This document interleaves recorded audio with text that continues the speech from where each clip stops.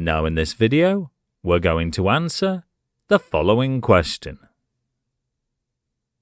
A car uses 8 litres of petrol on a trip of 72 miles.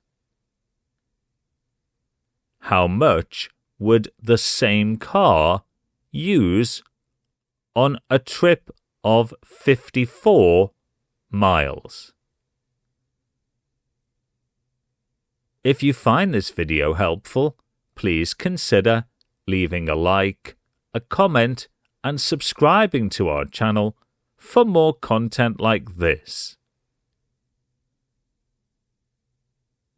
The unitary method in mathematics is a technique used to solve problems by finding the value of a single unit and then using it to calculate the value of multiple units. It's commonly applied in scenarios involving ratio and direct or inverse proportion. In this question, we are given the volume of petrol required to travel a distance of 72 miles. Then asked to find the number of litres needed for a distance of 54 miles. Answering this question is a 2-step process. First, we need to use the unitary method to find the distance travelled using 1 litre of petrol before dividing the new distance by that value.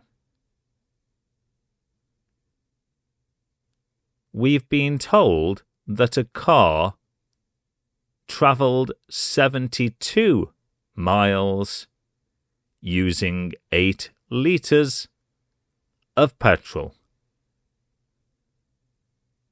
Dividing 72 by 8 gives us the number of miles travelled using 1 litre of petrol. And 72 divided by 8 is equal to 9. So the car travelled 9 miles using 1 litre of petrol. If the same car travels 54 miles, then we need to divide 54 by 9 to find the number of litres of petrol required to travel that distance. 54 divided by 9 is equal to 6. So 6 litres of petrol is needed to travel 54 miles. So the volume of petrol required to travel 54 miles and the answer to this question is 6 litres.